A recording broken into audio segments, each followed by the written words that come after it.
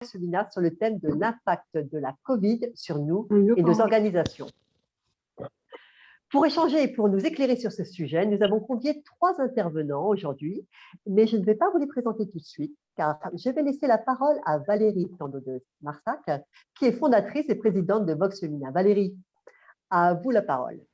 Merci Emmanuel. Donc moi, je suis ravie de vous accueillir aujourd'hui sur ce sujet qui est un sujet d'une très grande actualité et finalement assez controversé, de l'impact de la Covid sur nous-mêmes et sur nos organisations.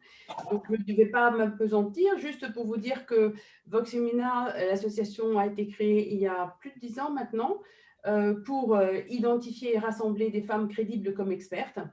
Notre idée, c'est qu'il n'y a pas suffisamment de femmes expertes qui s'expriment dans les médias et qu'il faut monter en visibilité parce que c'est un sujet en fait de société qui participe de l'équilibre homme-femme dans la sphère publique et professionnelle. Et donc voilà, nous œuvrons à cette visibilité depuis maintenant plus d'une dizaine d'années. Et c'est vrai que nous, en ce qui nous concerne, l'impact de la Covid a été très important, au moins pour 2 raisons. Parce qu'une de nos actions phares, c'est le concours Femmes en Vue, qui, jusqu'à présent, qui consiste à sélectionner des femmes crédibles comme expertes. Jusqu'à présent, nous les récompensions avec des média trainings qui se passaient en présentiel. Et il est évident qu'avec la Covid, c'est plus tout à fait possible. Donc, on est en train de modifier assez considérablement, de remanier en fait notre concours. Mais ça nous a donné des bonnes idées aussi parce qu'on travaille actuellement à la création d'une chaîne de podcast Voxemina. Donc voilà, quand on a des grosses difficultés, finalement, au fond, on peut repartir, prendre appui sur ces difficultés pour essayer de trouver de nouvelles idées. Et puis l'autre impact, évidemment, c'est que toutes nos réunions en présentiel, on n'en avait pas beaucoup parce que ce n'est pas ça notre objectif, mais on en avait quand même, je dis toujours, moi, le réseau Voxemina, c'est pas la vocation première de l'association, mais c'est un effet secondaire agréable, c'est toujours ce que je dis. Donc on en avait quand même quelques-unes et la plupart évidemment ont été basculées en webinaire comme celui que nous avons aujourd'hui. Mais finalement, nous nous sommes rendus compte que ça fonctionnait très bien et que ça participait aussi d'un meilleur équilibre entre Paris et les régions parce qu'au fond, ça permet de complètement gommer, si vous voulez, la difficulté qui était liée à la participation de celles qui étaient un petit peu plus éloignées du centre parisien. Voilà ce que je peux dire en ce qui nous concerne. Merci beaucoup Valérie. Alors, faire d'une contrainte une opportunité. Hein. Nous attendons avec impatience ces podcasts Voxemina. En tout cas, moi, je les attends et je serai une des premières à les écouter. Bon, je vous disais que nous avions 3 intervenants aujourd'hui, mais je vais vous les présenter. Donc, je vais commencer par Florence Bénichou. Florence Bénichou, bonjour. Pardon, bonjour. Ça, c'est mieux. Donc, avec une double formation en médecine et en sciences politiques, tu soignes les organisations, Florence. Tu as en effet travaillé 10 ans dans le monde hospitalier et aujourd'hui, tu développes au sein de Better Human Company de nouveaux concepts sur la prévention de la santé au travail pour améliorer la performance des entreprises et la qualité de vie des salariés. J'entends du bruit derrière, je ne sais pas si on a un problème de micro. Et tu es également l'auteur donc de « Et si on travaillait autrement ?» la méthode HQH, tu vas nous expliquer ce que c'est que la méthode HQH plus tard, hein, en pratique, et tu as donc signé cet ouvrage aux éditions Erol. Maintenant, nous allons accueillir Alexia de Bernardi. Alexia, bonjour. Bonjour Emmanuel, bonjour à tous. Alors Alexia, toi, tu es une serial entrepreneuse. En tout cas, c'est comme ça qu'on te présente sur Internet. Depuis donc 2016, tu t'es consacrée au sujet du relationnel dans le monde du travail en entreprise. Tu es l'auteur d'un ouvrage qui est Moteur d'engagement, 365 actions pour mieux travailler ensemble. Aux éditions Marabout. Et d'un nouvel ouvrage bientôt disponible, les 130 règles d'or pour mieux collaborer à distance. Et tu proposes aux entreprises, et notamment chez nous à Orange, la WeBox, qui a pour vocation de booster l'esprit d'équipe et l'engagement des salariés en entreprise. Et tu es également en résidence depuis 2 ans à la Villa Bonne Nouvelle, qui est donc notre One Roof, chez Orange. Et nous utilisons déjà la WeBox, par exemple, à la direction Orange Champagne-Ardenne. Tu nous raconteras tout cela. Notre 3e intervenant est Benoît de Saint-Aubin. Benoît de Saint-Aubin, bonjour. Bonjour à toutes et à tous. Oui, merci d'être dans des conditions plutôt difficiles, mais merci d'être avec nous. Alors, toi, Benoît, tu as une expérience passée à la tête de l'agence entreprise La Défense Ouest Francilien et une grande connaissance des enjeux actuels du domaine client grand public. Mais aujourd'hui, tu es avec nous parce que tu es donc directeur de la qualité de vie au travail pour le groupe Orange.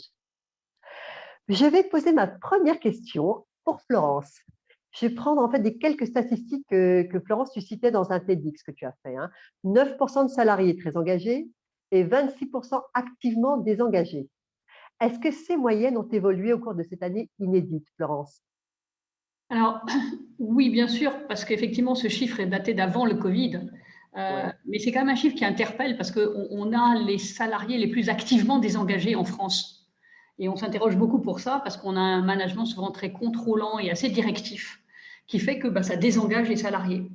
En revanche, aujourd'hui, avec tout ce qui s'est passé avec la Covid, très clairement, les choses ont été transformées. Les gens ont découvert un petit peu une certaine autonomie aujourd'hui grâce au télétravail, grâce à cette liberté. Et c'est vrai qu'on a vu que pour certaines entreprises, le télétravail était une science-fiction. Et tout d'un coup, on est passé de la science-fiction à la réalité parce qu'il y avait beaucoup d'entreprises qui interdisaient le télétravail. Et là, ça a été un boom formidable. Et les premières études qu'on a pu voir ont démontré qu'effectivement, on avait une augmentation de 21% de la productivité, donc ce qui était quand même énorme. Alors, avec un élément très concret et très simple au tout début, tout simplement parce que, ne serait-ce que les heures de travail se sont élargies des heures de transport. En fait, les gens ont commencé leur travail au moment où ils partaient avant de leur domicile. Et donc, on a vu, en fait, d'ailleurs, ce qui a entraîné une grosse surcharge mentale, parce qu'en fait, les gens étaient pendant très longtemps devant leurs ordinateurs dans la journée. Donc, ça c'était très vrai sur ce chiffre-là. Ce qu'on a pu voir aussi, c'est surtout des populations très différentes. Cette crise nous a appris vraiment à se dire, on ne manage pas les gens tous de la même façon, et les gens ne vivent pas les choses de la même façon. Nous, on a fait beaucoup de retours d'expérience avec nos clients. Et en fait, on a vraiment identifié 3 populations. La population des jeunes. On sait bien que, en fonction, quand on arrive dans une entreprise, on a besoin du contact en fait avec les autres pour apprendre. Et là, le fait de se retrouver tout seul derrière un ordinateur, c'est pas facile. En plus, ils étaient dans un habitat souvent petit, exigu, pas beaucoup d'espace. Je ne vous cache pas que j'ai un jeune qu'on a interrogé. Il était jeune père de famille. Il vivait dans un 40 mètres carrés avec son épouse et un bébé. Et en fait, il faisait son télétravail, tenez-vous bien, dans ses toilettes. Le seul endroit où il pouvait être tranquille. Donc, il a passé la première partie du confinement enfermé dans ses toilettes. Deuxième catégorie, c'était vraiment les mères de famille. Alors, les mères de famille, vous le savez tous, et si vous êtes mère, vous aussi, comme beaucoup d'entre nous ici autour de la table, clairement, gérer la famille, les repas, l'ensemble de l'école pour beaucoup, ça a été extrêmement compliqué. Et la troisième catégorie qu'on a vue en très grande tension, c'était justement les managers. Pourquoi les managers? Parce qu'en fait, ils ont dû apprendre à manager complètement différemment. Ils ont été beaucoup perdus au départ. Je trouve qu'ils ont énormément progressé eux aussi, mais ils ont pris une surcharge de travail énorme. Parce que leurs équipes, qui étaient souvent des mères de famille travaillant elles aussi en télétravail avec leurs conjoints, ne pouvant plus travailler sur, j'allais dire, la journée complète, eux se retrouvaient avec les objectifs qui n'étaient pas atteints. Donc, ils se sont mis sur les épaules une surcharge de travail énorme. Voilà, très très rapidement, si vous voulez, donc pour dire que je ne voudrais pas, là je parle de ceux qui ont eu des difficultés et on a eu des très grandes détresses psychologiques. De l'autre côté, on a 60% des gens qui ont très bien vécu le télétravail. Il faut aussi voir le côté positif du télétravail. Et je crois que ça, c'est vraiment un élément important. Je dis toujours, le télétravail, ça a pu être le rêve pour certains. Parce que moins de transport, quand on a un grand espace, une pièce pour pouvoir travailler, un jardin, ça n'a rien à voir. Et puis, ça a été le cauchemar. Bien entendu. À toutes.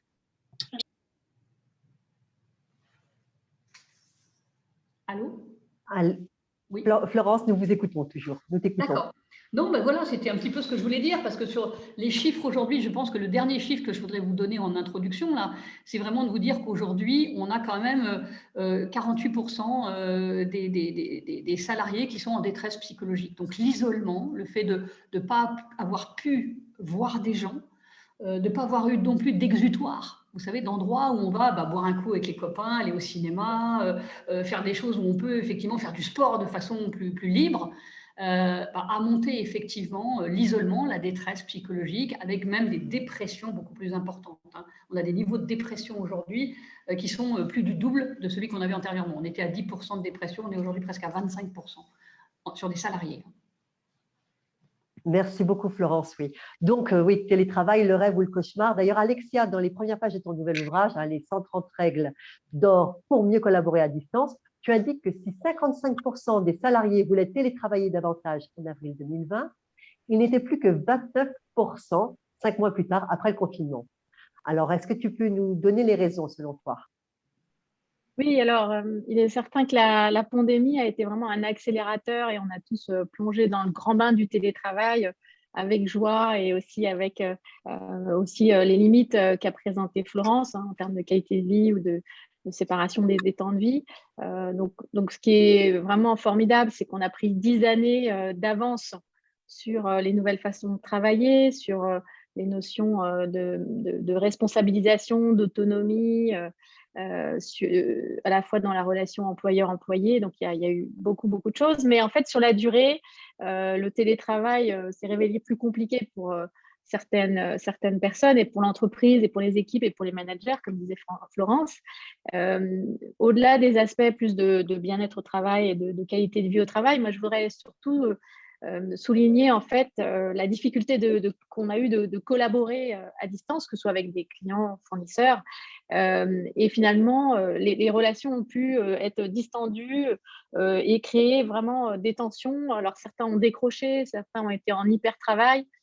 Pourquoi finalement l'hyper-travail? Parce que certains ont perdu le sens de ce qu'ils faisaient, ils avaient peur pour leur poste, ils ont eu l'impression d'en faire jamais assez, puisqu'en fait on manque de repères à distance. Et puis, il y en a qui ont décroché parce qu'ils ne comprenaient plus le sens des priorités, leur manager était absent. Et donc, au milieu de tout ça, c'est vrai qu'en fait, donc c'est pour ça que j'ai souhaité recenser toutes les bonnes pratiques, puisque la mission de la WeBox, c'est une plateforme digitale d'échange de bonnes pratiques entre managers.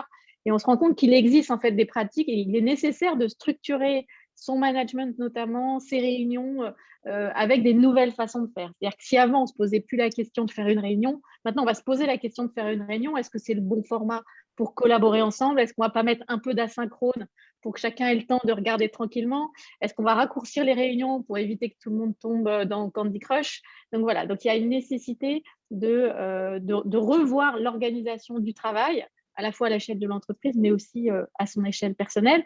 Et notamment, en fait, des chercheurs ont d'ailleurs mis des mots sur cette façon de faire. Et il y a en fait des missions dans nos journées qui sont effectivement dites télérobustes, c'est-à-dire qu'on est à l'aise à la maison, chez soi, pour faire ce qu'on sait déjà faire, pour vraiment copier-coller, produire en autonomie seule des articles, des tableaux Excel, des présentations, etc. Mais, et ça, tout le monde en a pris conscience, qu'il y a des missions dans nos journées qui sont dites téléfragiles, c'est-à-dire lorsqu'il y a une nécessité vraiment de collaborer, de réfléchir ensemble, de négocier, de former les plus jeunes, de résoudre des problèmes complexes, de faire des brainstorming, toutes ces activités où le lien et l'interaction est vraiment nécessaire, même de célébrer ou de réfléchir ensemble, toutes ces activités qui sont vraiment téléfragiles. On a tous subi cette difficulté et c'est pour ça que finalement, après tous ces confinements, il y a eu beaucoup de plus. Mais finalement, tout faire en télétravail peut être à la fois moins agréable pour certains et finalement moins efficace au global pour nos projets. Donc voilà, Emmanuel, ce que je voulais apporter sur cette étude un peu post-confinement, où on en est et quelles ont été les problématiques phares. Merci pour cet éclairage, Alexia. J'ai bien vu la question posée, donc donner les sources des statistiques. Florence, Alexia, vous pourrez nous les donner, vous pourrez nous les mettre sur le chat ensuite, si c'est possible. J'aimerais maintenant… Merci, Alexia. Merci Florence. J'aimerais donner la parole à Benoît. Benoît, prenons le cas d'Orange. Alors, comment ça s'est passé? Raconte-nous. Alors déjà, je pense comme nous avons vécu différentes phases dans le confinement, on parle de télétravail, mais moi je parlais de télétravail subi. Nous ne sommes pas en situation de télétravail réel. Aujourd'hui, un télétravail à 5 jours sur 5, ce n'est pas la réalité du télétravail de demain, puisqu'il est absolument impératif dans un télétravail assumé, comme nous le faisons chez Orange depuis maintenant plus de 10 ans, euh, panache à la fois du télétravail à domicile et une présence sur site, justement pour promouvoir ce collectif, pour garder le lien, qui est absolument clé. Et là, en fait, ces différentes périodes ont distendu le lien. Ça, bien sûr, il y a eu des distanciations qu'il y a eu par rapport au collectif. Bien sûr, l'ensemble des outils qui sont utilisables, comme ceux que nous utilisons aujourd'hui, permet de recréer une forme de lien.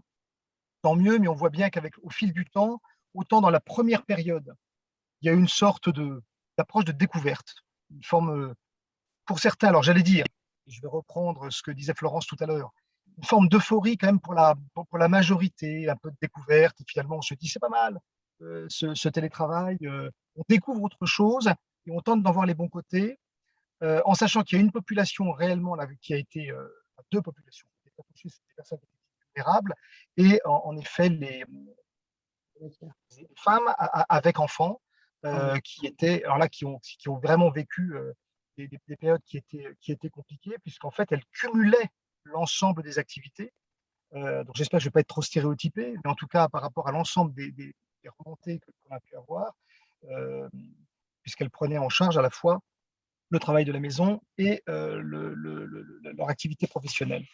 Donc, ça a été assez compliqué à vivre. Après, il y a eu la deuxième et la troisième période où, en fait, nous avons fait des sondages et en fait, on s'est rendu compte que, globalement, 70%, 75% des salariés étaient partants pour partir en télétravail.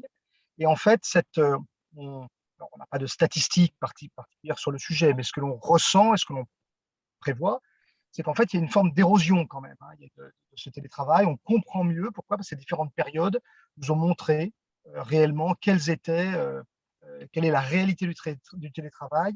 Et en fait, ce que l'on voit et les attentes qu'il y a, c'est comment en fait vivre le télétravail dans une période hors Covid. Et en fait, aujourd'hui, il y a une projection à avoir qui va nécessiter, Florence reparlait du management. Le manager va être absolument clé dans cette histoire, puisque c'est lui qui va faire le lien, justement, et qui va recréer ce lien, recréer le collectif au sein de ses équipes. Et aujourd'hui, il va falloir un peu alors le thème est peut-être un peu grandiloquent, il va quand même falloir se réinventer un peu, en tout cas se reposer à minima les questions. Alexia le disait, on ne se posait pas de questions pour savoir pourquoi est-ce qu'on faisait des réunions, quels en étaient éventuellement le sens, quels en étaient l'objet. Aujourd'hui, c'est une nécessité. On re-questionne en fait l'agenda que l'on peut avoir dans notre semaine. On cherche à redonner du sens en fait à notre activité. Et je pense que c'est le côté positif, c'est que la notion de responsabilisation, de confiance et d'autonomie ont été développées. On ne reviendra jamais en arrière, et tant mieux, sur ces sujets-là. Donc, c'est un acquis. Et toute la question va être de voir comment est-ce qu'on transforme cet acquis. Et là, je pense qu'il va y avoir une osmose qui va être intéressante entre le manager et ses équipes, qui va nécessiter aussi au manager de se re-questionner sur son mode de fonctionnement, puisque les modes de fonctionnement contrôlants, pour certains, là, je pense, par définition, et j'allais dire par pression positive de l'équipe, alors je suis un optimiste de nature, mais devrait vraiment s'estomper. On a vécu cela, on l'a vécu bien sûr durant ces périodes de confinement, où en fait, certains managers ont été très contrôlants, trop présents, mais au fil du temps, de par les actions que je pense l'ensemble des entreprises ont menées, de rééquilibrage, d'écoute plus importante de l'ensemble des équipes, il y a eu un rééquilibrage qui s'est fait, une prise de conscience du fait que voilà, il faut lâcher prise, managérialement parlant, et au final, ça donne des opportunités et en tout cas des développements qui sont un peu différents. Je vais rebondir sur un point qui est le développement de l'isolement. C'est que réellement, cette période, pour nous, a été absolument clé. Bien sûr, nous avons toujours été attentifs aux personnes dites vulnérables, mais là, les signaux faibles, comme on les appelle, sont beaucoup moins visibles parce que par définition, on est à distance. Donc, vraiment, l'une de nos, j'allais dire des inquiétudes, en tout cas des points de vigilance que nous avons eu durant cette période, c'est de sécuriser le fait que l'ensemble des membres de l'équipe soient présentes, que le manager soit à l'écoute, que l'équipe en tant que telle se parle, parce que au final, quand on se voit en physique, on réussit à détecter des choses, et maintenant, comme le corporel n'existe plus, les signaux faibles n'apparaissent plus. Donc, on peut entendre des choses au son de la voix, bon, éventuellement au travers d'une visio, mais vous le savez tous, hein, le défaut de ce qu'on est en train de faire, c'est que là, pour l'instant, moi, j'ai devant moi, et je trouve ça très bien, je vois l'ensemble de vos visages, seulement mes yeux, aujourd'hui, passent d'un visage à l'autre. Donc, ce qui fait que j'ai une charge cognitive qui est en train de se développer de manière forte, donc je suis finalement pas si attentif que ça. Donc, on voit bien que dans tous les côtés positifs, il y a aussi des revers.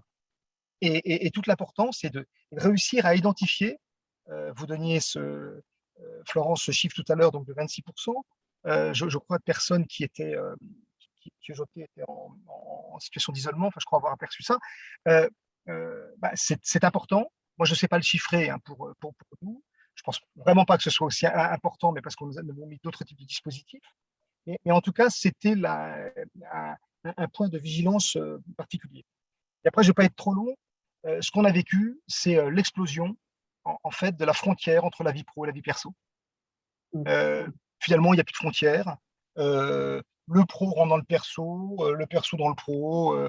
Bon. Et au final, là, c'est un vrai sujet qui est que il est clair que cette mixité, à un moment, il faut bien qu'il y ait des ruptures entre les deux univers. Aujourd'hui, on se rend bien compte, un peu contraint et forcé, de manière subie, que les frontières ont été plus que poreuses. Et en fait, il va falloir que j'allais dire, les mauvaises habitudes qui ont été prises soient maintenant très clairement corrigées, d'où l'importance au retour, hein, qui est en train de se faire, et qui, je l'espère, et je l'espère pour nous tous, sera complètement une réalité au mois de septembre, que justement les grands principes et les grandes règles soient réédictés sur ces sujets-là.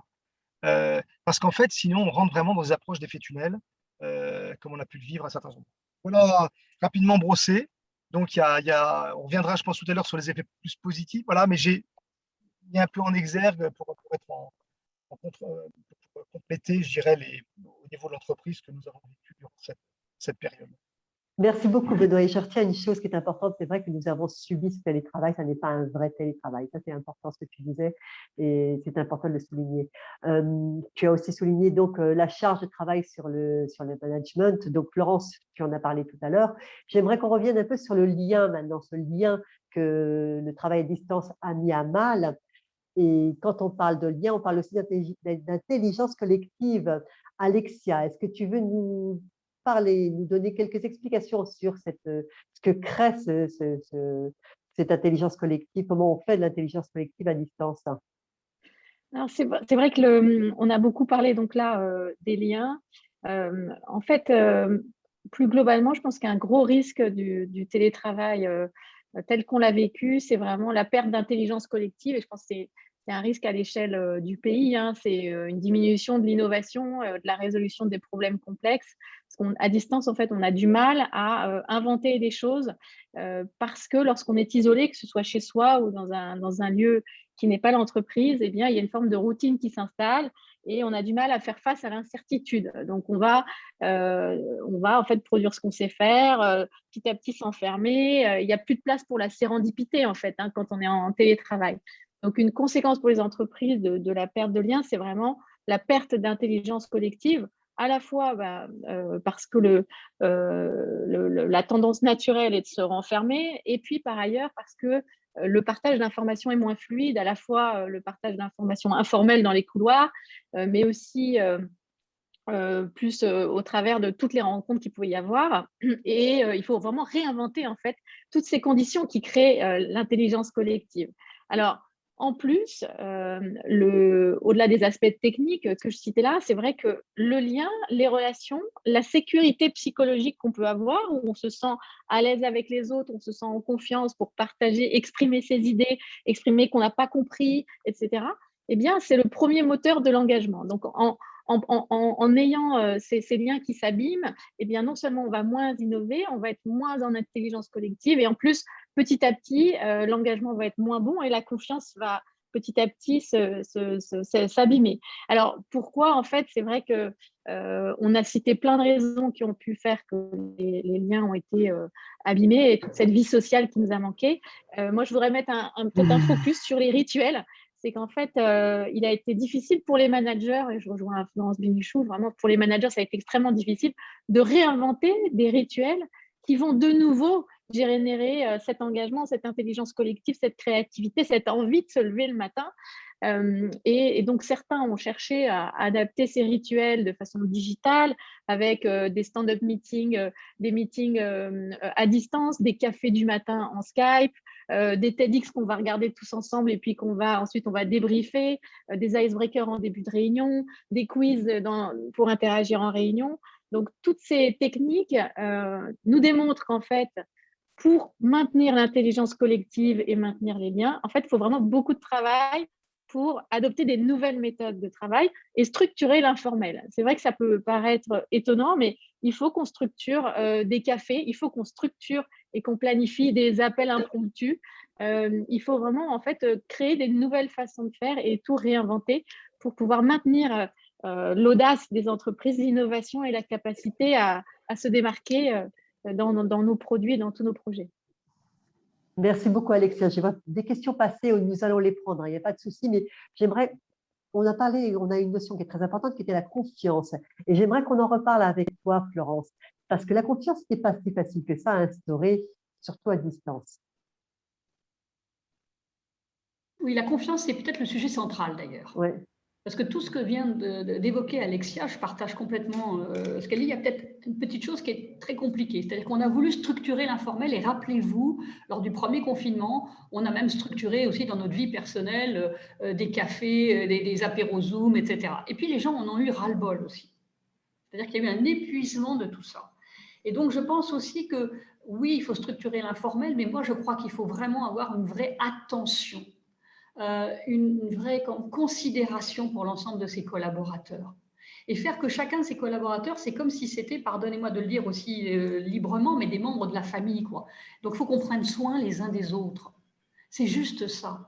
Et toutes les techniques, après, sont là pour nous aider. Mais on n'aide pas de la même façon une jeune femme qui est toute seule dans son coin qu'une mère de famille, qu'un collaborateur. Donc, nous, on essaye, chez Better Human, de mettre au point justement des petits kits qui soient adaptés en fait, à chacune des populations pour faciliter le boulot du manager. Parce que justement, le manager, lui, il faut qu'il ait… c'est l'homme à tout faire aujourd'hui. Et donc, ça devient l'enfer pour lui. Ce qu'a dit Benoît est très intéressant aussi. C'est-à-dire qu'aujourd'hui, moi, je dis qu'il y a une explosion des 3 unités. Vous savez, la fameuse unité de temps, de lieu et d'action. Bien connue. Aujourd'hui, le travail a explosé dans ces 3 unités. On n'a plus d'unité de lieu. On peut travailler de partout, de sa voiture, Benoît, n'est-ce pas? De temps, évidemment, les horaires ont explosé aussi, avec des débordements souvent. Explosion aussi de ce que j'appellerais… l'unité de travail, puisqu'avant, on avait vraiment une tâche relativement bien définie. Aujourd'hui, les gens, avec l'autonomie qu'ils ont acquise, sont devenus beaucoup plus polyvalents. Tout ça a entraîné une énorme perte de repères. Cette perte de repères, et comme disait Benoît, on ne reviendra pas en arrière, de toute façon. Donc, il va falloir qu'on crée ce new normal. C'est quoi la nouvelle normalité? C'est quoi le nouveau travail qu'il faut qu'on mette en place? Et au cœur de ce nouveau travail, pour moi, est la confiance. Alors Emmanuel, vraiment, cette question, elle me tient à cœur. Bien entendu, la confiance, ça ne se décrète pas. Mais c'est cette attention portée les uns aux autres, ce feedback régulier, cette reconnaissance. Et c'est là où les rituels dont parle Alexia sont essentiels. C'est effectivement, il faut se créer des rituels, clairement. d'autant plus avec cette double capacité qu'on doit avoir à manager aujourd'hui à la fois avec des gens sur site et des gens à distance. C'est-à-dire qu'en plus, il ne faut pas qu'on ait un seul type de management, il faut qu'on ait un double type de management. Vous savez, c'est ce qu'on appelle aujourd'hui le management hybride. On doit tous devenir des hybrides, pas seulement dans la façon de manager, mais dans la façon de travailler, dans la façon de vivre nos différents lieux. Et vous voyez, à la fois, ça peut être une énorme richesse. Et franchement, je pense qu'il y a beaucoup à développer et à faire que l'intelligence de chacun d'entre nous puisse se mettre en marche dans ces sujets-là. Et je crois vraiment que c'est un sujet fondamental pour les managers en France. Les managers en France ne font pas confiance. Je suis encore confrontée, alors pardon, c'est peut-être pas le cas chez Orange, hein, Benoît, mais dans beaucoup d'entreprises, à des managers du XXe siècle, que j'appelle moi des managers très contrôlants, très directifs. Vous savez, c'est le chef qui sait, c'est le chef qui a raison, c'est le chef qui décide. Voilà. Eh bien, ce système très autocratique de management, qui est très typiquement français, hein, pour avoir travaillé en Angleterre, aux États-Unis, même au Brésil, il y a une chose qui me surprend beaucoup, parce que nous, chez Better Human, on fait beaucoup d'enquêtes et d'études au niveau international. Et bien, clairement, on voit que la France est le pays où les collaborateurs ont le moins d'autonomie. C'est juste hallucinant. Donc là, on s'est plongé dans un bain d'autonomie et de responsabilisation avec le télétravail. Comment on va en ressortir et comment il va falloir réinventer de nouvelles règles pour bien travailler tous ensemble. Et clairement, je ne veux pas aller trop vite sur vraiment notre conclusion, mais moi je me dis, il y a vraiment des choses à réinventer. Je voudrais que chacun puisse s'exprimer, Emmanuel. Donc, je te laisse. Merci Florence. J'aimerais aussi, il y a un autre sujet qui, moi, me tient à cœur, c'est la culture interne. Comment on fait pour conserver ou même recréer une culture interne alors qu'on a été à distance? Alexia, j'aimerais bien que tu nous en parles. Oui, avec plaisir, parce qu'effectivement, bien travailler ensemble en confiance, avec cette bienveillance dont on parlait, ça commence aussi par déjà donner envie et avoir le sentiment de faire partie, ne serait-ce que d'une équipe. Et en fait, je reviens sur mon point de structurer l'informel. Précédemment, en fait, la culture d'une entreprise, on la ressentait complètement inconsciemment. Lors d'un entretien, on ressentait c'était plutôt une société fun ou plutôt une société dans l'expertise technique. Et puis, ça vivait tout seul. Dans les couloirs, on échangeait plutôt fun ou plutôt expertise technique, si je prends cet exemple. Et comme on a été recruté pour cette ambiance, on fait partie de ça. Et quelle que soit la diversité des équipes, il y avait toujours finalement ce fil rouge qu'on avait dans notre culture d'équipe, entre des after-work, ceux qui vont faire du sport ensemble, etc. Et c'est ça qui donne, ça revient au sujet du lien, c'est ça qui donne envie de se lever le matin pour travailler ensemble. Et alors aujourd'hui, donc une fois qu'on comprend donc, que cette culture d'équipe, elle est un vrai levier d'engagement, les managers, certains managers se sont sentis complètement désemparés, en disant mais comment je fais vivre cette équipe? Alors, parfois, il y a eu, moi j'ai des managers qui m'ont dit, j'essaye d'appliquer la technique qui consiste à appeler tous les jours mes collaborateurs au moins une fois pour parler d'autre chose que du travail, mais ils me voient venir avec des gros sabots. Donc, il faut en fait réinventer cette façon de faire vivre la culture d'équipe. Et avant de trouver la solution adéquate, en fait, il faut déjà se poser la question de, en fait, qu'est-ce que je veux incarner comme culture d'équipe? C'était inconscient avant dans la façon dont on s'habille, on déjeune, on anime une réunion, tout était complètement inconscient et il faut réfléchir et poser, même parfois écrire, finalement, qu'est-ce qui faisait notre culture. Alors, je prenais l'exemple de culture d'équipe fun, où on va voir des repas, des pots, des déguisements en réunion, de la joie, des célébrations. D'autres vont plus avoir des cultures d'équipe autour de l'innovation. Il peut aussi y avoir des cultures autour de l'expertise ou de l'audace, ou même des cultures d'équipe très ancrées autour même du produit même. Voilà, donc par exemple, je prends une société dans le domaine du luxe, du parfum, où on rentrait dans les bureaux, ça sentait bon, on était vraiment dans l'univers de cette marque et finalement on se retrouve chez nous, on perd complètement ses repères. Voilà. Donc d'autres sont plus sur le sens de l'accueil ou quoi que ce soit. Donc l'important, c'est de se poser, de réfléchir en disant mais qu'est-ce qui fait la spécificité de mon équipe? Qu'est-ce que j'ai envie d'incarner? Par exemple, nous au sein de la WeBox, qui est donc une société digitale d'animation de communauté de managers, eh bien, notre objet, c'est intéressant de trouver un objet symbolique qui caractérise la culture d'équipe. Notre objet, c'est le plongeoir.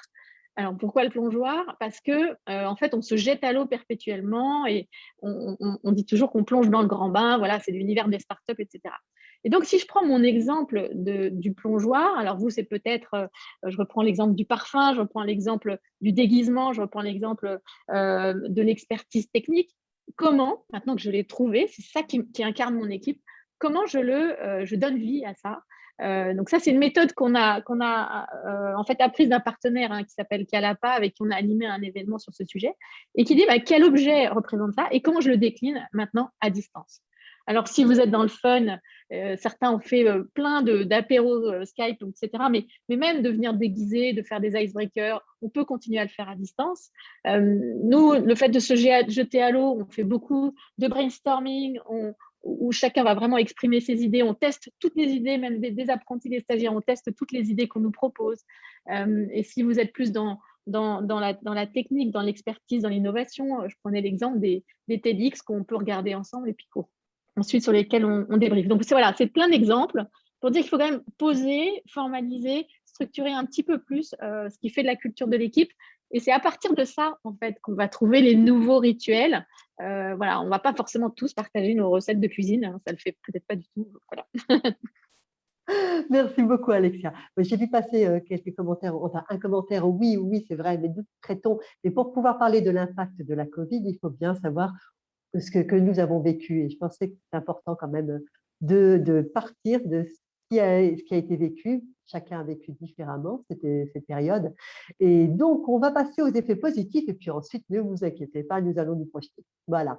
Donc, Benoît, parle-nous un peu des effets positifs de cette crise, pardon, pour Orange, si tu veux bien.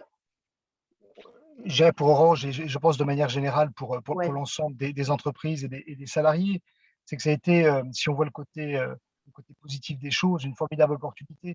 Parce qu'en fait, ça a été un effet accélérateur où, avant, on se posait certainement des questions. Le manager de demain, le distanciel, on va travailler différemment, simplifions, en fait, voilà, tous ces différents éléments. En réalité, maintenant, nous avons été quelque part contraints, mais d'un point de vue positif. Et je pense que, en fait, ça a mis tout le monde en posture face à une situation. Il a fallu que chacun, en fait, aussi se réinvente personnellement. Déjà, avant de parler de management ou autre, chacun s'est positionné et s'est repositionné personnellement en disant comment est-ce que finalement j'ai envie de vivre cette période. Ça, c'est déjà un premier point, prise de conscience. Ça s'est fait à tous les niveaux de l'entreprise. Et ça s'est entre autres fait au plus haut niveau de l'entreprise. Florence abordait tout à l'heure le sujet d'approche hiérarchique. Oui, bien sûr. Bon nombre d'entreprises sont encore dans des situations qui sont hiérarchiques. On essaie de descendre un peu tout ça. Maintenant, on ne se refait pas. Voilà. Et après, tout dépend jusqu'où on met le curseur. Bon.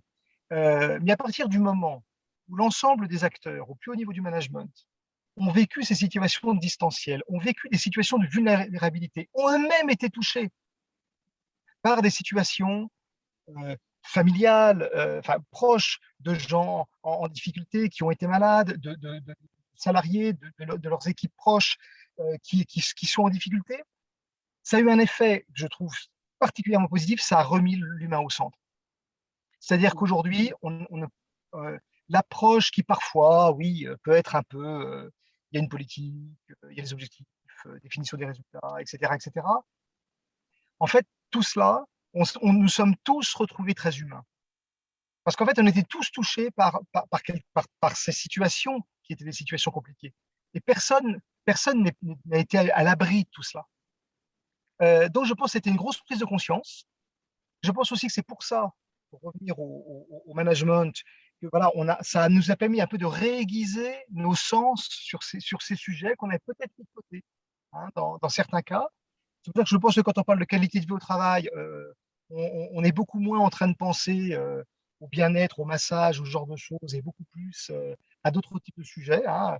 Bien sûr, c'est la prévention santé-sécurité, mais c'est aussi l'environnement de travail, c'est le management, c'est l'écoute, c'est tout cela. Et aujourd'hui, l'entreprise s'est mise en mouvement pour être de manière rapprochée beaucoup plus à l'écoute et de manière plus régulière. L'ensemble des entreprises ont fait cela. eu des sondages, il y a eu la proximité, il y a eu bien sûr ces appels qui ont été faits au quotidien et qu'il a fallu aménager. Et là, je pense que ça nous a fait évoluer, et ce qui nous a surtout fait évoluer, et moi je crois beaucoup à ça pour la suite, c'est à l'intelligence collective. Je ne pense pas qu'il y ait une règle. En revanche, je rejoins ce que disait Alexia, je pense que ces notions un peu de rituel, parce qu'on va revenir un peu là, on va revenir au mois de septembre, etc.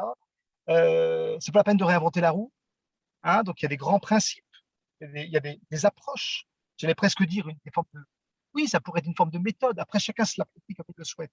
Il y a un peu des incontournables en fait à, à, à regarder, c'est pour aider le manager en fait à recréer tout cela, mais ce qui est important, c'est que par rapport à ce qu'il a vécu, par rapport à son activité, par rapport à sa sensibilité et par rapport à l'équipe qu'il manage, aucune équipe n'est identique, il soit en mesure par rapport à ce qu'il a vécu, par rapport à ce qu'ils ont vécu durant cette période, il soit en mesure d'ajuster et d'adapter cette approche.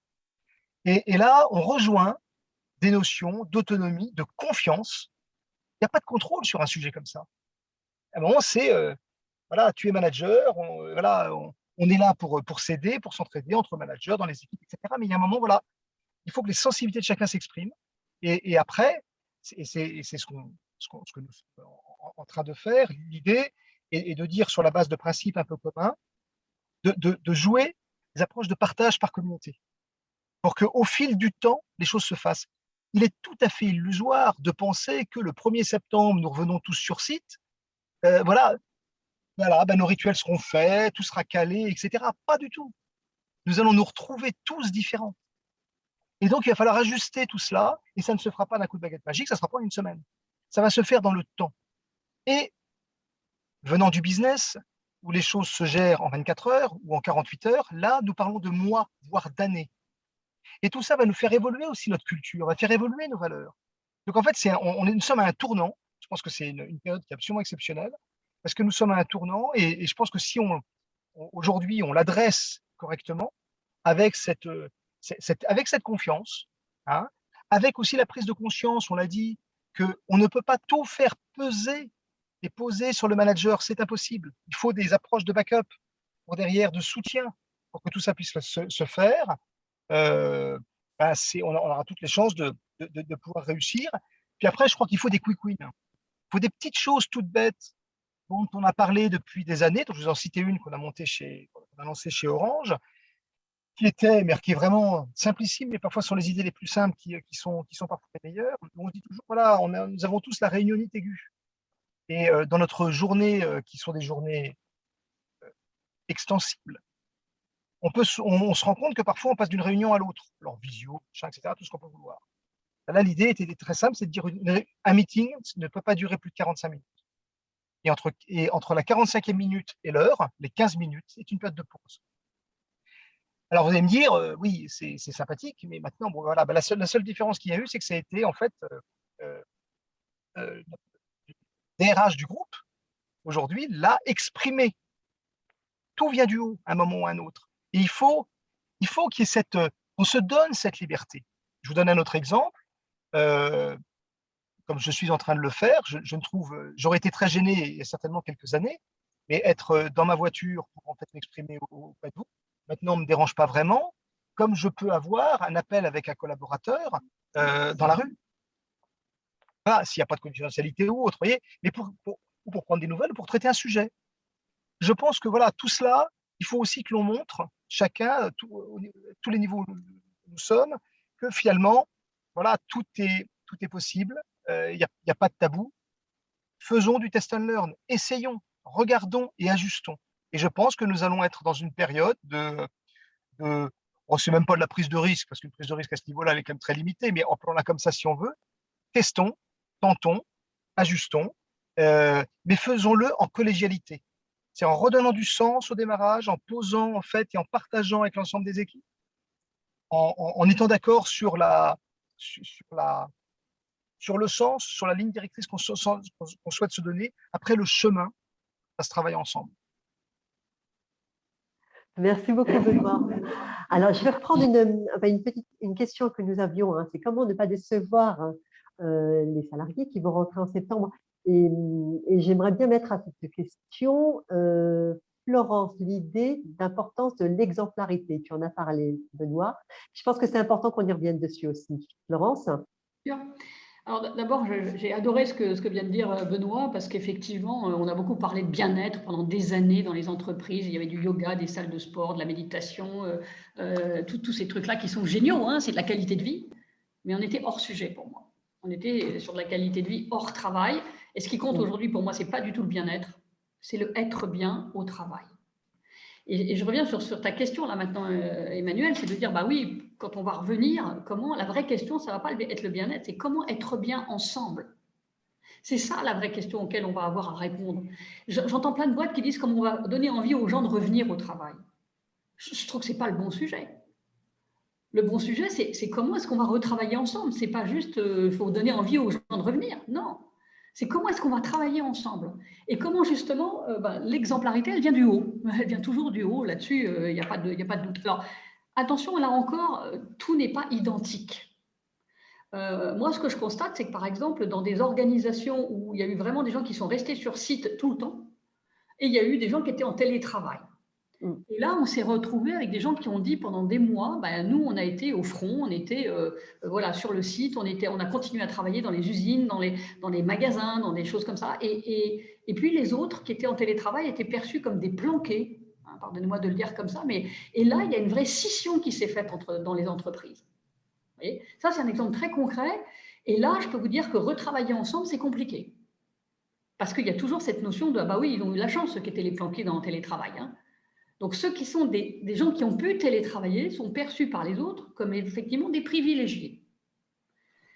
Ce n'est pas du tout la même chose que de faire retravailler ensemble des gens qui sont depuis 1 an en télétravail, tous. Vous voyez ? Et où là, ce que disait Alexia était totalement juste. Comment est-ce qu'on recrée effectivement ces rituels, tous ces éléments, tous ces test and learn? Il faut tester, il n'y a pas de baguette magique, il n'y a pas de recette miracle. Hein. C'est chacun qui, avec son équipe, doit créer ensemble. Et l'idée, c'est de s'écouter, comme disait Benoît, de voir qu'est-ce qui va correspondre le mieux à mon équipe. Parce qu'il y a peut-être plein d'idées géniales qui ont marché ailleurs, mais qui ne marcheront pas avec mon équipe. Parce que je n'ai pas les mêmes personnalités en face de moi. Et c'est là où je reprends le fait que, voilà, un manager, mais même n'importe quel salarié, doit utiliser son intelligence. Vous voyez ? Et ce être bien au travail, c'est-à-dire cette façon qu'on a de s'écouter, de se dire, qu'est-ce qui serait bien, de quoi est-ce qu'on a besoin, en fait, pour travailler ensemble. Déjà, se poser la question. Mais accepter aussi de faire ce retour d'expérience en disant, mais comment vous avez-vous vécu les choses? Très important, ça. Parce qu'être capable d'entendre dans l'équipe qu'il y a des gens qui ont très bien vécu les choses et d'autres pas bien du tout, et être capable de ce témoignage-là et d'accepter et d'entendre ça, c'est ça qui crée la confiance. C'est ça qui permet ensuite de bâtir des choses. C'est quand on accepte de voir ses fragilités, c'est comme on accepte, voilà, on a transformé nos façons de travailler. Benoît, je suis sûre qu'il y a 1 an et demi ou 2 ans, jamais il aurait fait une table ronde comme ça dans sa voiture, comme il l'a dit. Aujourd'hui, on a un peu baissé les masques et on accepte d'être des êtres humains avec nos forces, avec nos faiblesses. Voilà. Et ça, pour moi, c'est des éléments essentiels. Petit point qui est très important sur l'exemplarité. C'est vrai que je vois encore beaucoup, et je le dis, dans les comités de direction. Moi, je passe 50% de mon temps dans des comités de direction. Je vois encore beaucoup de gens qui disent, bon, les gars, il va falloir qu'on rattrape le temps perdu. Il y a quand même des gens qui n'ont pas foutu grand-chose. Enfin, il y a un discours aussi ambiant, pardonnez-moi, je ne voudrais pas être que dans l'angélisme là, hein, mais de gens qui disent, oui, chez eux, ils ne foutent rien, ils sont tous en télétravail. Bon.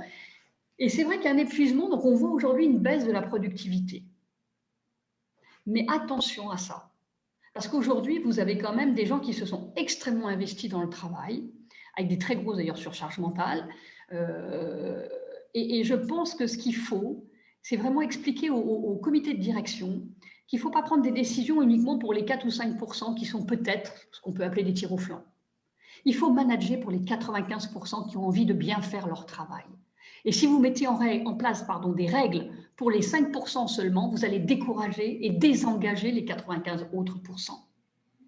Voilà. Et donc, pour moi, le retour au travail, c'est vraiment, je le dis un peu comme ça, c'est de la dentelle, hein, parce qu'on est sur des êtres humains, c'est de la relation humaine, c'est de la bonne écoute, c'est de la qualité humaine. Et c'est là où je dis qu'on a beaucoup parlé voilà, de stress au travail, de qualité de vie au travail, etc. Et de risques psychosociaux même. Et c'est vrai que les risques sont importants aujourd'hui, hein, et c'est pour ça qu'il faut aussi les suivre. Mais je crois aussi beaucoup, moi, au fait qu'il faut développer ce que nous, on appelle la haute qualité humaine, c'est-à-dire de façon très simple, permettre à chaque individu de donner juste le meilleur de lui-même dans son boulot. Donc, il ne faut juste pas les décourager, il faut juste leur donner envie, c'est-à-dire effectivement avoir de la reconnaissance, du feedback régulier avec les gens, parce qu'ils sont formidables. Les 95% des salariés qu'on rencontre, ils aiment leur boulot. Ils ont envie de bien faire leur travail. Mais souvent, ils sont extrêmement découragés par les procédures, les process, les contrôles. Et c'est ça qui décourage les gens. Et c'est pour ça qu'en France, on a autant de gens découragés des fois, alors que les gens ont envie de bien faire leur boulot. Donc, nous, on prône le développement de la haute qualité humaine, c'est-à-dire vraiment permettre à chacun de révéler en fait ce qu'il a de meilleur en lui. Qu'est-ce que c'est qu'une entreprise si ce n'est pas une aventure humaine dans laquelle les gens ont envie de donner le meilleur de ce qu'ils sont? Voilà, et c'est avant tout et d'abord, j'allais dire, une concentration d'énergie. Et quand on désengage les gens, ben on réduit simplement l'énergie, quoi.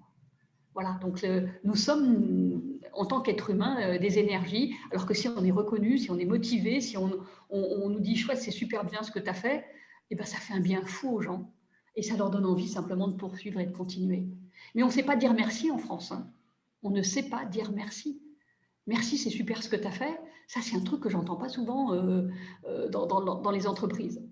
Et donc, l'exemplarité, elle doit venir du haut. C'est le comité de direction qui doit lancer, pour moi, ce modèle-là. Comme vous avez lancé les réunions de 3/4 d'heure. Ça, c'est top. Et effectivement, on est souvent trop bavard. Donc, je vais me taire pour laisser la parole aux autres. Merci Florence. En tout cas, oui, je confirme, hein, nous avons bien des réunions de 45 minutes chez Orange. C'est la réalité. Maintenant, Alexia, j'aimerais bien que tu nous racontes justement comment on va faire pour ne pas décevoir. Enfin, quels sont les tips, enfin, pardon, tu parlais en français, les bonnes pratiques que tu as mis en place et tu peux déjà le prouver puisque tu l'as fait dans les directions Orange. Donc, j'aimerais bien que tu nous dises ce qu'on va faire et comme ça, on ne va peut-être pas décevoir nos salariés qui vont rentrer en septembre, dont moi d'ailleurs.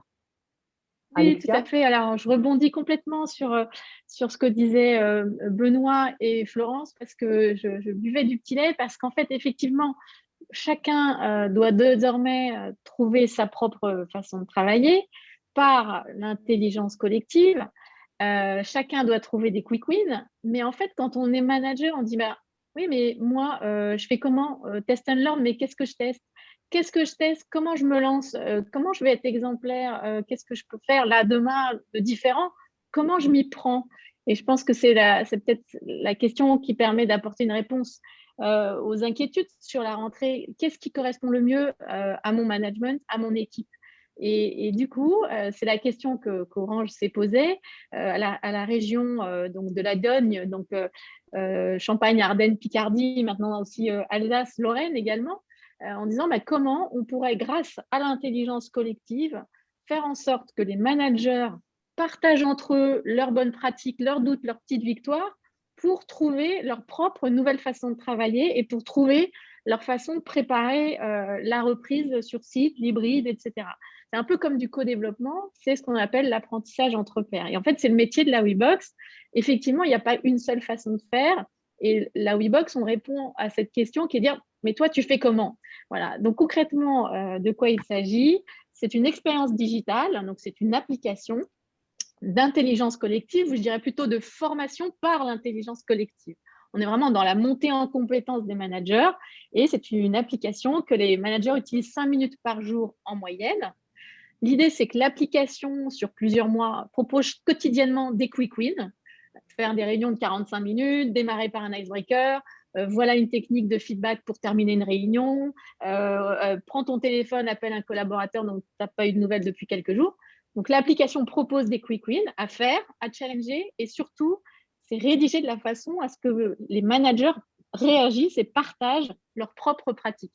Et d'ailleurs, pour la petite histoire, finalement, ce livre qui sort la semaine prochaine sur les 130 règles d'or pour mieux collaborer à distance, c'est en fait la synthèse de tout ce que partagent les managers dans l'application. Parce qu'en fait, on apprend vraiment beaucoup des autres, on apprend en faisant, on apprend en faisant avec les autres ou en partageant avec les autres. Alors, comment ça marche? Puisque c'est effectivement en ce moment déployé chez Orange et on a déjà, à l'échelle de la WeBox, formé des milliers de managers. En fait, on a de l'intelligence collective et notamment un chatbot qui pousse des pratiques aux managers, mais les managers posent aussi leurs questions. Alors, ce qui est formidable, c'est qu'on se connaît leurs inquiétudes. Et ces derniers moments, franchement, le sujet des icebreakers pour briser la glace en début de réunion, il était hyper présent. Comment je fais pour donner envie de se concentrer dans une réunion, par exemple? Voilà. Donc, grâce à l'intelligence collective et à nos 3000 contenus, puisqu'on a 3000 contenus, eh bien, les managers reçoivent comme ça un petit contenu par jour, vont chatter, vont identifier les pratiques des autres. Et petit à petit, on restitue en fait en fin de mois toutes les bonnes pratiques concrètes que les participants ont partagées. Alors chez Orange en ce moment, on a 250 managers qui utilisent cet outil. On a traité du feedback à distance, donc toutes les techniques de feedback à distance. Chacun va faire son marché, comme disait Florence. Moi, ça ne me convient pas trop, moi je fais plutôt comme ça. Et là, désormais, pour les 2 prochains mois qui arrivent, on va traiter des techniques qui génèrent de la coopération, notamment à distance, mais aussi de façon hybride. Comment on organise une réunion avec la moitié des personnes en visio, l'autre moitié sur place, comment être efficace en management, voilà. Et déjà, là, au bout de 2 mois, on a une quarantaine de quick wins qui ont été partagés par les participants. Donc, je pense que, j'ai l'impression en tout cas que ça apporte vraiment de l'eau au moulin à la question de dire, je fais comment là, le 9 juin, quand tout le monde revient au bureau. Merci beaucoup, Alexia, pour ce partage. Et c'est toujours intéressant. Florence, si tu as d'autres partages à faire sur ce qui aujourd'hui fonctionne dans d'autres entreprises que tu suis, Benoît aussi, bien sûr. Mais sinon, nous pourrons prendre quelques questions. Il est 56, mais nous avons encore un tout petit peu de temps. Je suis désolée, je ne les vois pas, les questions, donc je suis un peu embêtée. Si vous pouvez me les pousser, ce serait super. En tout cas, je ne les vois que partiellement, je ne les vois pas en entier, donc c'est un peu compliqué. J'ai essayé de les suivre en cours, mais sinon, Alexia, Florence, Benoît, si vous les voyez, n'hésitez pas. Tu en vois, Benoît? Non, j'en vois pas, mais je voulais rebondir sur ce que disait Florence. Ouais. Je pense que c'est beaucoup plus qu'un quick win. Le redémarrage, quel qu'il soit, ne pourra passer que par l'échange et par la mise à plat et le partage de ce qu'ont vécu et les uns et les autres, puisque ce sera la pierre angulaire pour en fait construire la suite. Donc, ce n'est pas une séquence de psychanalyse, hein, mais il y a un moment, c'est vraiment, on s'ouvre, on met les différents éléments, ça va permettre aux uns et aux autres peut-être de relativiser et de découvrir des choses sur ce qu'ont vécu les gens. Chacun pourra s'exprimer. Beaucoup de choses ont été gardées en soi. Tout le monde ne s'exprime pas sur ces sujets-là. Et je pense que c'est l'une des clés, en tout cas c'est la première, à mettre en œuvre.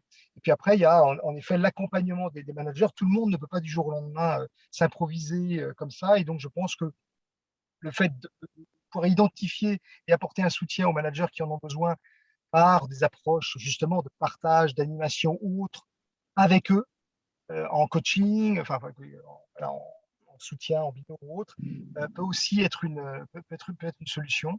Bref, puis après, il y a des tas de techniques qui sont connues, mais de témoignages, de mise en visibilité de certains, pour montrer que finalement tout est possible. Et en fait, c'est accessible à tous. Oui, je pourrais juste dire peut-être… Ah pardon, vas-y Florence. Moi, c'était juste de dire qu'il ne faut pas non plus s'attendre au grand soir. En fait, on a pris 10 ans d'avance là, mais en fait, il y a encore énormément de travail. Et je rejoins le terme psychanalyse.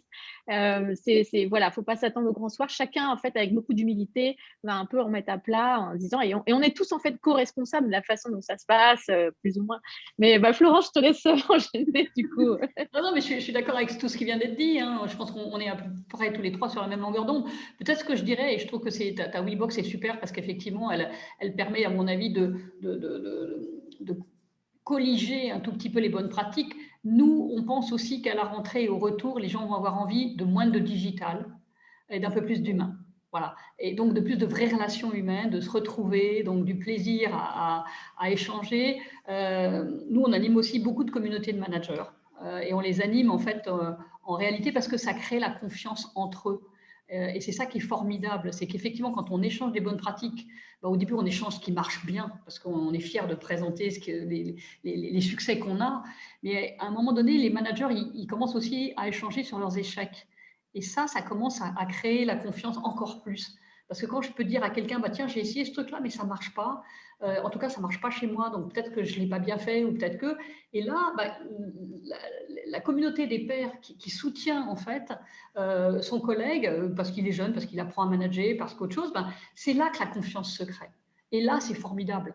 Et donc, moi, je crois beaucoup aux relations humaines, et je pense que voilà, l'enjeu majeur du retour pour moi, justement, c'est de se retrouver en tant qu'être humain. Et donc, c'est un management plus à l'écoute, toujours plus respectueux, plus reconnaissant aussi, plus collaboratif, vous l'avez déjà dit. Mais c'est juste d'être plus humain, quoi. Voilà, très simplement. Moi, je pense qu'il ne faut pas chercher non plus 50 000 recettes de cuisine ailleurs. C'est simplement avoir l'envie et le plaisir de se retrouver. Ouf, Après, le Florence, travail viendra. c'est magnifique. Est-ce qu'on peut faire une conclusion après ça? C'est compliqué. Je suis donc désolée, j'ai bien vu une question sur le tiraillement des salariés, mais je ne vois pas la fin. Donc, ça m'ennuie si on a laissé des questions de côté. Ah oui, entre l'envie de se revoir et la peur de revenir sur site et que rien ne change. Oui, c'est ça que je viens de voir. Moi aussi, je ne l'avais pas vu, celle-là. Rassurez-vous, je pense qu'il ne pourra pas se produire le fait que rien ne va changer. Je pense que les entreprises qui pensent que rien ne va changer et qu'on va revenir exactement à comme c'était avant, celles-là, elles sont mortes pour moi. Oui, oui. Benoît, Alexia, je pense que vous êtes d'accord sur cette conclusion. Oui, par contre, il faut leur laisser du temps parce que moi, je vois quand même pas mal de managers d'entreprises autour de moi qui disent, bon, d'abord le 9 juin, tout le monde revient et ensuite on va voir. Donc, il ne faut pas s'attendre non plus à une révolution. Ça va prendre du temps. Là, on a eu un électrochoc. Il faut aussi laisser du temps aux entreprises d'organiser tout ça. Ce sont les transformations et les évolutions pour les 10 ans à venir qu'on est en train de construire. Donc, voilà. Oui. Donc, prenons le temps de bien faire les choses et privilégions l'humain. C'est ça, la conclusion? Je tiens vraiment à vous remercier, Florence, Alexia, Benoît. Merci beaucoup pour ces témoignages et ces éclairages. Et je vous dis à très bientôt. Et puis, je vous souhaite une très bonne après-midi. Merci beaucoup. Merci à tous. Merci, Emmanuel. Merci. Vox Femina. Au revoir à tous. Au revoir. Au revoir.